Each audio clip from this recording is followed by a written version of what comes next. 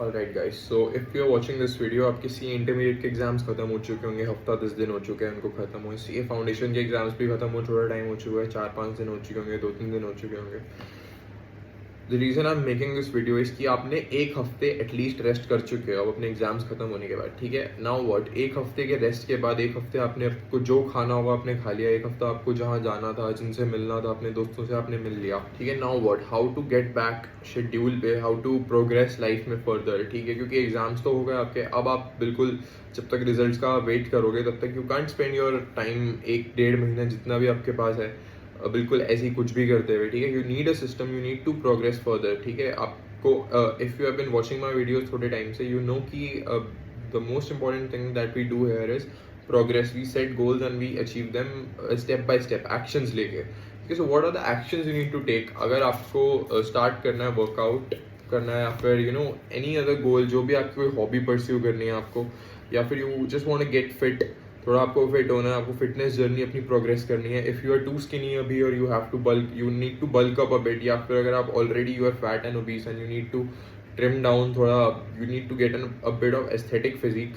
तो क्योंकि I was in the situation जहाँ पे मैंने भी ये चीज़ें फेस करी थी, ठीक है। फाउंडेशन के टाइम पे भी एंड इंटरमीडिएट के टाइम पे भी। इंटरमीडिएट के टाइम पे क्या किया था मैंने, क्योंकि मैं जिम नहीं जाता था, जिम जाता था बट मैंने 2 महीने जितने मेरे एग्जाम्स थे ना उस टाइम के लिए मैंने बिल्कुल छोड़ दिया था जिम जाना, ठीक है। और उसके बाद जिस दिन मेरे एग्जाम्स खत्म हुए थे, मेरे एग्जाम्स खत्म हुए थे 21 जनवरी 2025, और 22 जनवरी को मैं जिम चला गया था, ठीक है। इतना फोकस्ड आई वॉज कि मेरे को वापस से अपनी बॉडी बनानी है, ठीक है। And I can't waste any more time.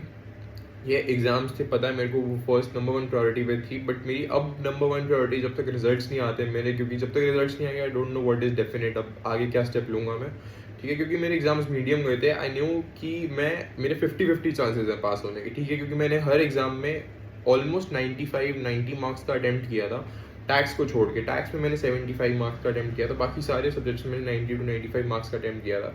So I knew कि I had a chance of clearing this exam, ठीक है। बट क्योंकि सीए के एग्जाम में तो 50-50 चांसेस ही हैं, कुछ 15-20% बच्चे उनको पास करना है, अगर उसमें योर नेम अपेयर्स तो आप हो जाओगे पास, ठीक है। Everybody knows that.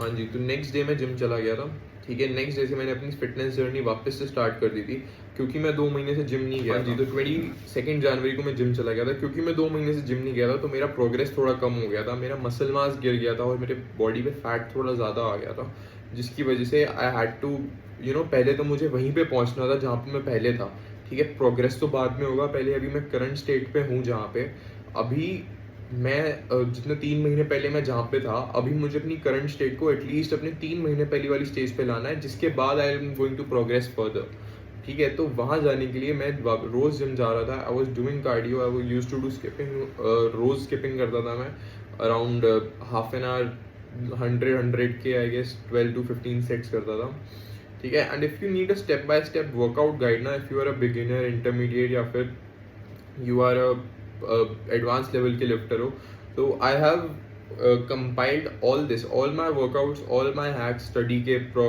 के लिए, स्टडीज़ के लिए, वर्कआउट्स के लिए, everything has been compiled in a PDF which is in the link, ठीक है। 3 years का मेरा एक्सपीरियंस, जितना भी मैंने अपना वर्कआउट से सीखा है, स्टडी को मैनेज करते हुए, क्लासेस को मैनेज करते हुए, the best workout that you are ever going to find, ठीक है। I have link down in description, it's not free, ताकि जिनको वो एक्चुअली में इम्प्लीमेंट कर रहा है ना वहीं ले। आई डोंट वांट एनीवन की बस ले लिया, क्योंकि I have worked hard on that, ठीक है। I have worked on hard on that, ठीक है। It's for a price, if you are really dedicated to it, if you really want to do it, ठीक है। सिर्फ उन्हीं लोगों के लिए who will stick to it. उसके साथ मैंने एक हैबिट ट्रैकर भी बनाया है, नोशन टेम्पलेट हैबिट ट्रैकर भी है उसके साथ, where you can track all your progress, ठीक है। और अकाउंटेबल रहने के लिए बेसिकली मैंने बनाया है, क्योंकि इनिशियली हमें क्या दिक्कत आती है ना, we are not able to stay accountable हम रह ही नहीं पाते, क्योंकि हमारे पास कोई होता नहीं है बेसिकली जिनके साथ हम प्रोग्रेस कर पाए। बहुत कम लोग होते हैं जिनको ऐसे लोग मिल जाते हैं अपने आसपास, जो ना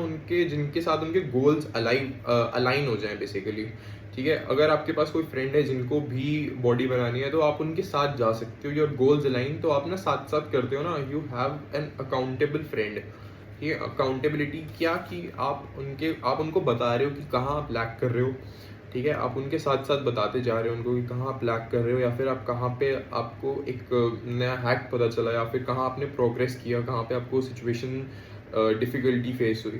ठीक है, तो वहाँ पे हम लैग कर जाते हैं क्योंकि हम कम्युनिकेट नहीं करते। ठीक है, तो जो नोशन टेम्पलेट मैंने बनाया ना, वहाँ आपको अकाउंटेबिलिटी वाला इफेक्ट ख़त्म हो जाएगा। वो आपका सोल्यूशन है to accountability, to have a habit tracker, जहाँ पे आप पता कर सकते हो कि अगर आप if you have not made any progress तो क्यों नहीं प्रोग्रेस किया, क्योंकि आपने उसके लिए एक्शंस नहीं लिए रोज़ जो लेने चाहिए थे आपको। ठीक है, that was what I was going to say to you today. ठीक है, बिकॉज एक हफ्ता हो चुका है आपको ब्रेक लेते हुए। एक हफ्ते के बाद भाई अब सारी जितनी भी चीज़ें हैं ना, you have enjoyed your fullest. इसके बाद अब आप जो भी टाइम पास करोगे, मजे करोगे ना, it's not going to contribute. ना आप उतने अच्छे से रेस्ट कर पाओगे, रिलैक्स कर पाओगे, ना आप कोई प्रोग्रेस करोगे। सो आई वुड से बेटर कि आप अभी से ना स्टार्ट कर दो, जस्ट स्टार्ट प्रोग्रेसिंग कुछ कुछ करके। और एक और बात, the best time to go to the gym या फिर to start your fitness journey है ना, 6 बजे, सुबह 6 बजे, 7 बजे, 8 बजे, 9 बजे। ठीक है, इनमें से किसी भी टाइम पे जिम चले जाओ। ये अगर आपने कर लिया ना, आपके दिन का बिल्कुल मतलब मोस्ट प्रोडक्टिव डे आपका जाएगा अगर जिस दिन आप सुबह सुबह जिम चले गए। क्यों मैं बोल रहा हूँ, एक तो अगर आप सुबह सुबह जिम चले गए ना, तो you will have a dopamine spike. ठीक है, वर्कआउट करने से we get a dopamine spike.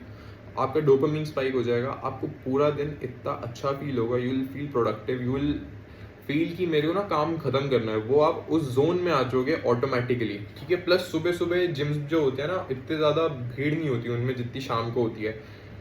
ठीक है, क्योंकि मैंने भी रिसेंटली सुबह सुबह जाना शुरू कर दिया, तो that is why I am giving you with this advice. क्योंकि आर्टिकलशिप के साथ I was not able to manage शाम को जिम, क्योंकि आना जाना शाम को टाइम नहीं मिल पाता।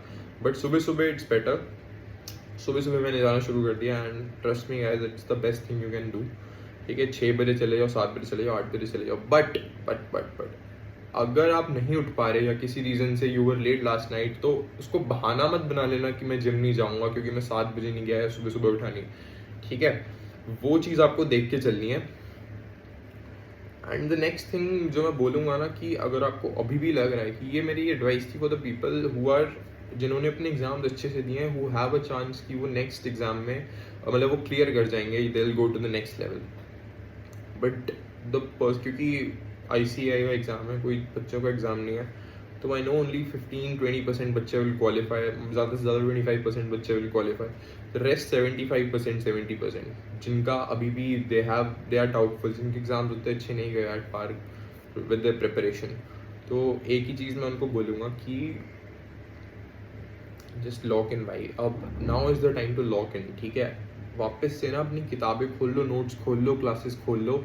जहाँ पे दिक्कत थी ना, आपको पता है, आप अपने आप को एनालाइज करने बैठोगे ना, सिर्फ 1 घंटा क्या मैं कह रहा हूँ, 15 मिनट अगर आप बैठ गए ना शांति से अपने आप को एनालाइज करने, आपको अपने आप पता चल जाएगा कहाँ पे गड़बड़ थी। ठीक है, उस चीज़ को लिखो, उसको सुधारो, उसके ऊपर एक्शन लो। आपको कहाँ लैक करे, आप रिटन प्रैक्टिस में लैक करें आप, या फिर क्लासेस ही नहीं ली ढंग से, रिवाइज नहीं करा, या फिर उसको इतनी इंपॉर्टेंस नहीं दी सब्जेक्ट को, वहाँ पे उस जगह पे एक्शन लो एंड उसको सुधारो। ठीक है, यही मैं बोलना चाहूँगा for everyone who has cleared their exams recently, जनवरी कह रहा हूँ, September 25 में। So that was my advice for you guys, and check out the workout planner in the link.